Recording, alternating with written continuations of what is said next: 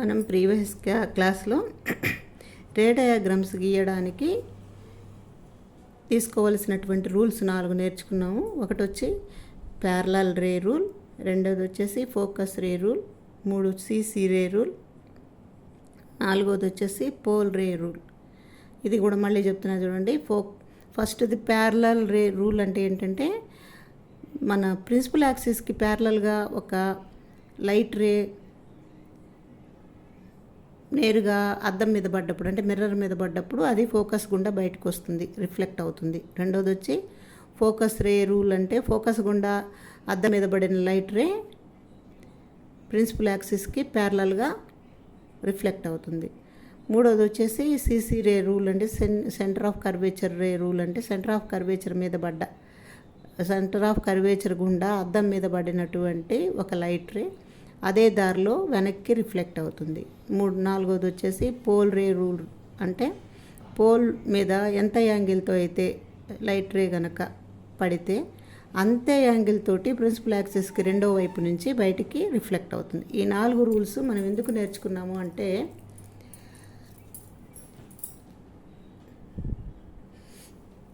రే డయాగ్రామ్స్కి ఈజీగా గీయడానికి నేర్చుకుందాం. ఈరోజు మనం కాంకేవ్ మిర్రర్లో రే డయాగ్రామ్స్ ఎలా గీస్తారు అనేది నేర్చుకోబోయే ముందు అసలు రే డయాగ్రామ్ గీయడానికి ఆబ్జెక్ట్ అనేది చాలా అవసరం. ఈ ఆబ్జెక్ట్ కాంకేవ్ మిర్రర్ ముందు పెట్టినప్పుడు దాని యొక్క ఇమేజ్ ఎక్కడ ఏర్పడుతుంది, ఎలా ఏర్పడుతుంది, దాని క్వాలిటీస్ ఏంది అనేది మనం నోట్ చేయాలన్నమాట. ఇది మనకి 12వ క్వశ్చన్లో ఏబి అని రెండు చాయిస్ ఉంటాయని చెప్పాను కదా మొన్న. ఖచ్చితంగా వచ్చేటటువంటి ప్రశ్నలు అన్నమాట ఇవి. సరే, ముందు పొజిషన్స్ నేర్చుకుందాం. Object positions. ఆబ్జెక్ట్ ఏ పొజిషన్స్లో ఉంటుంది, పెడతారు. ఇది ప్రిన్సిపల్ యాక్సిస్ అనుకుందాం.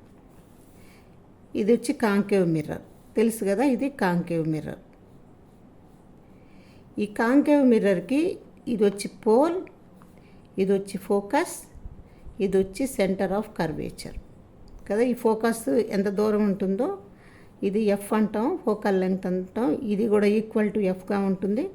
ఇక్కడ నుంచి ఇక్కడికి ఉన్నటువంటి ఈ మొత్తం పోల్ దగ్గరకు ఉన్నటువంటి మొత్తం దూరాన్ని మనం 2f కింద తీస్తాం. That is called R, radius of curvature అని పిలుస్తాం. ఇవి మనం పరిచయం చేసుకొని ఉన్నాం. ఇప్పుడు ఆబ్జెక్ట్ని ఎక్కడెక్కడ పెడతారు అంటే మనకి టెక్స్ట్ బుక్లో ఏమి ఇచ్చున్నాడంటే 6 పొజిషన్స్ ఇచ్చున్నారనమాట. 6 పొజిషన్స్ ఇచ్చున్నారు. ఈ 6 పొజిషన్స్లో ఒక్కొక్క చోట అంటే 6 పెట్టినప్పుడు దాని యొక్క ఇమేజ్ అనేది ఎక్కడ ఏర్పడుతుంది అనేది మనం ఇక్కడ నేర్చుకుంటాం. ముందు ఆ పొజిషన్స్ తెలుసుకుందాం. ఇది సి కదా, సెంటర్ ఆఫ్ కర్వేచర్ కదా. సెంటర్ ఆఫ్ కర్వేచర్ కొంచెం దూరంలో, చాలా దూరంలో వస్తువు నుంచామనుకుందాం. దాన్ని ఇన్ఫినిటీ అంటాం. ఆబ్జెక్ట్ డిస్టెన్స్ ఇన్ఫినిటీ అంటే అనంతము అని, చాలా దూరంలో ఉంచాం. ఇది 1వ పొజిషన్. 2వ పొజిషన్ ఏంది అని అంటే ఆబ్జెక్ట్ని బియాండ్ సికి వెనక ఉంచినప్పుడు, సికి ఆవల ఉంచినప్పుడు అంటే బియాండ్ సి అనేది 2వ పొజిషన్. 3వది ఏంటంటే ఎట్ సి, ఒకవేళ సి దగ్గర ఉంచితే 3వ పొజిషన్ వచ్చి ఎట్ సి. 4వ పొజిషన్ వచ్చి ఇన్ బిట్వీన్ సి అండ్ ఎఫ్కి సికి మధ్యలో ఉంచితే in between F and C.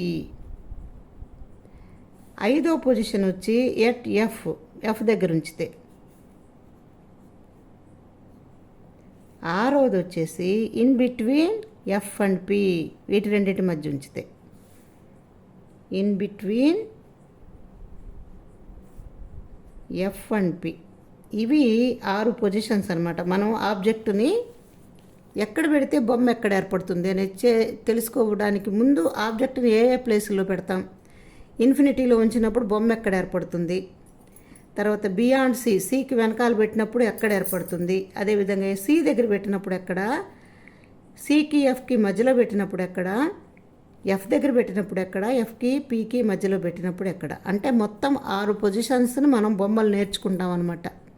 ఈ 6 పొజిషన్స్ నేర్చుకున్న తర్వాతనే అంటే కాన్వెక్స్ మిర్రర్లోకి పోదాం. ముందు ఇవి అర్థం చేసుకోండి, పొజిషన్స్ అర్థం చేసుకోండి, ఈజీనే.